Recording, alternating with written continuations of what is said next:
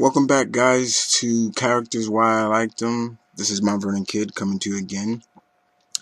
And this time around, it's been a while, but this time around, I'm going to bring you some characters that I truly love and I'm a big fan of. Been since I was a little boy.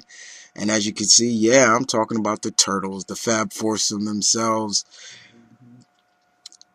Oh, man, the world was introduced to these guys, these reptiles, June 1st, 1984. It's a long time. We were introduced to the Turtles thanks to two men, Kevin Eastman and Peter Lard. The Turtles first appeared under Mirage Comics, 1984, and we saw what would become a phenomenon. And we saw characters that would be able to transcend from comics to video games to the small screen to the big screen and still hold their own with characters that have been around longer than them. Now, when we were introduced to these guys, these characters,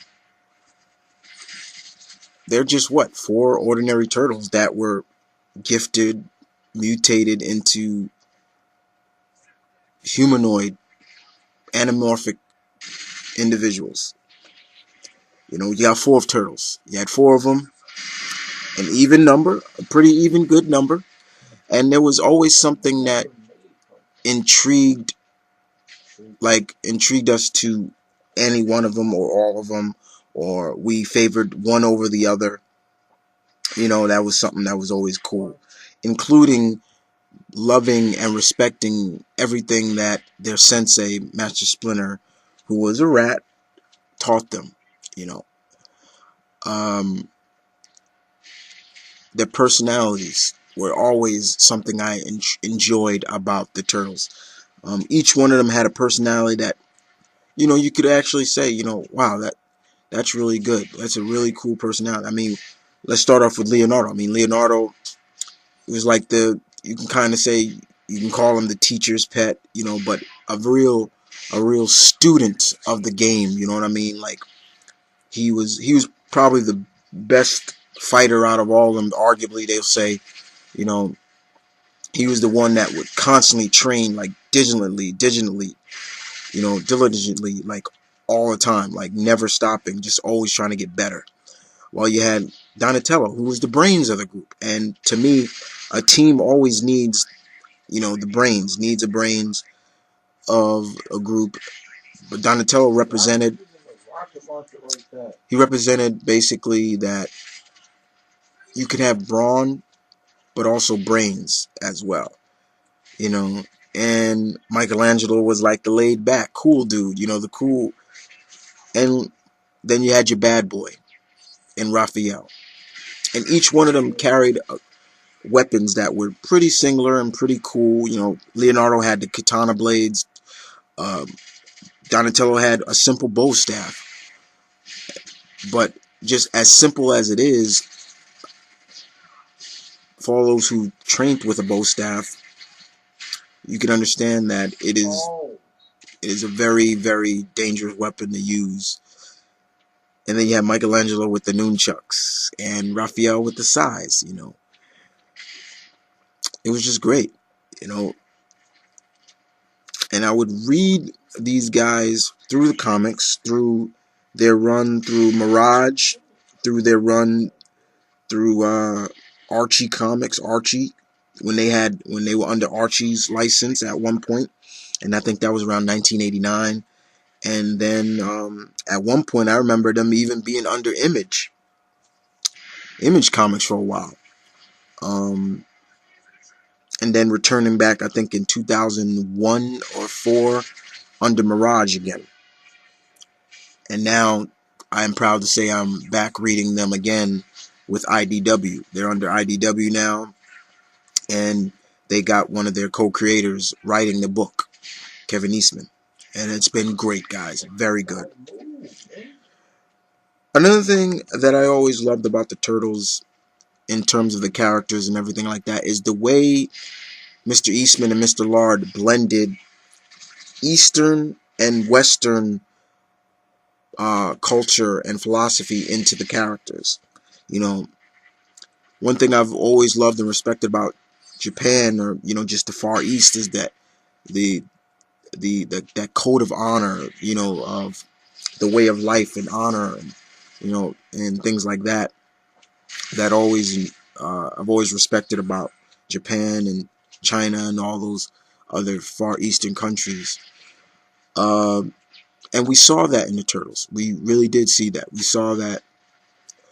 But also the other factor is the brotherly love that the Turtles shared with each other. Yeah, there was some times that they would bicker and argue with each other. I mean, I, what what what siblings don't argue at times, But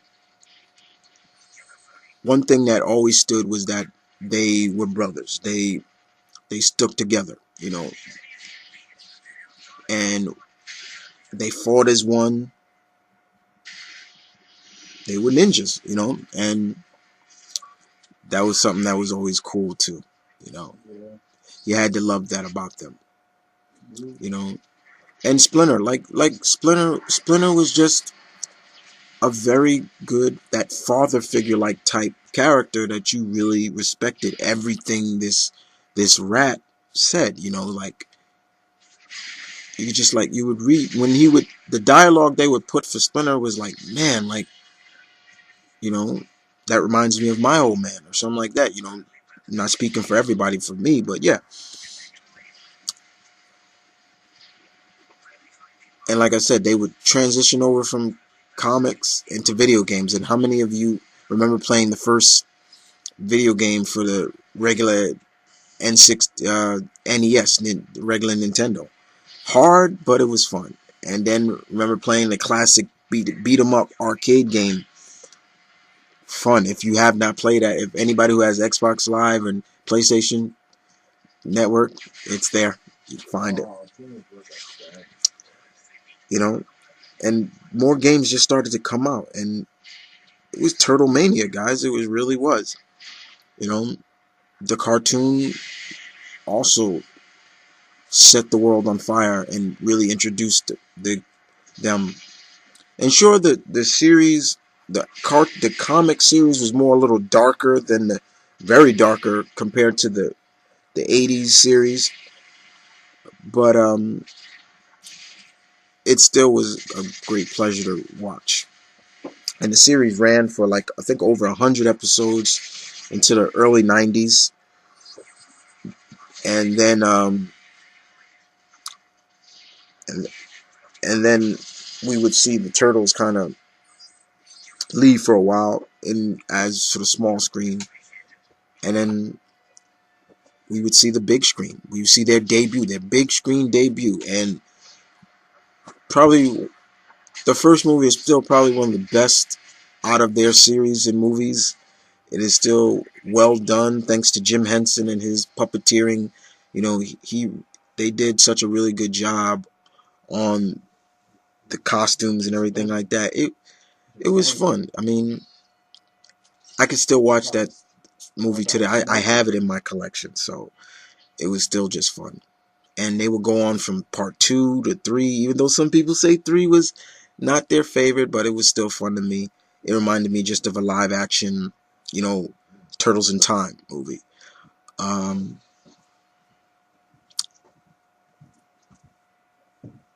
and then we would, I think then by 2007, guys, we would get them to come back, but CGI wise. And that was a good movie too. Very good movie. A nice blend of the comic and the, like, animated series as well. And it was just a pleasure to watch that series. the series that came on Fox later on as well. The the only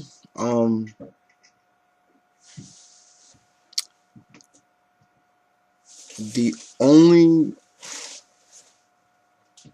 series that I did not like, well, there were a couple, but like what's the one, Fast Forward, I really wasn't a big fan of that one. Um, that was that was the spin-off of the 2002 series or so. And even before that, the only other series was when Saban got the license, and they did a live action version called The New Mutation, and that was just terrible. You know, that was where we were introduced kind of that they've always had a question that there was a fifth turtle, and they actually had the fifth turtle in there. She was a girl known as Venus, like the Venus de Milo. Yeah, she was in that, but yeah, it was garbage. They even teamed up with Power Rangers. I remember that. And speaking of more was coming next for the turtles, I mean, the, we have a new series coming on Nickelodeon. It's another CGI series, but I think it's going to be a mixture of the comic as well, and I'm gonna give it a shot. I'm definitely gonna give it a shot, no doubt about it. And that was always, there's so much to talk about with the turtles, and but just to dwindle it down a little bit, guys, they're just great characters. They show that after all these years, I mean, it's been over 25 years now, and they still have a big following. They're cult favorites. You know, they're icons. They are icons. Oh, we can say, oh, Batman, Superman, Spider-Man, people like that, they're icons themselves, but the Turtles are just as iconic as them, so to speak. You cannot deny that, and I won't deny that. Personally, with me, I won't deny that. If you're not a Turtles fan, I suggest you get on board, and I'm not gonna hold it against you guys, but I do recommend you give them a try. Um, that whole saying of love being a turtle, the whole cowabunga and things like that. You know, the turtles also did a lot, as well as, if in a way, if it wasn't for them,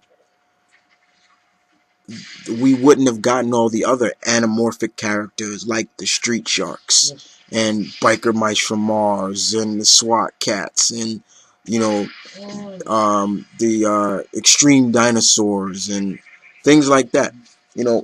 It's because of them, because of the turtles, those characters were able to sell and pretty much succeed wherever they were, whatever time period they were in. You know, so you always got to thank the turtles for that. That's something that you can't deny that as well. And it's just a pleasure. Now, do I want to see the turtles brought back to the big screen? Yeah, I would love to see them. And now here they are, but as of right now, I'm glad to see they're back where they all began, comics. And they'll be back on the small screen. So that'll keep my turtle craving down, even though I don't eat it.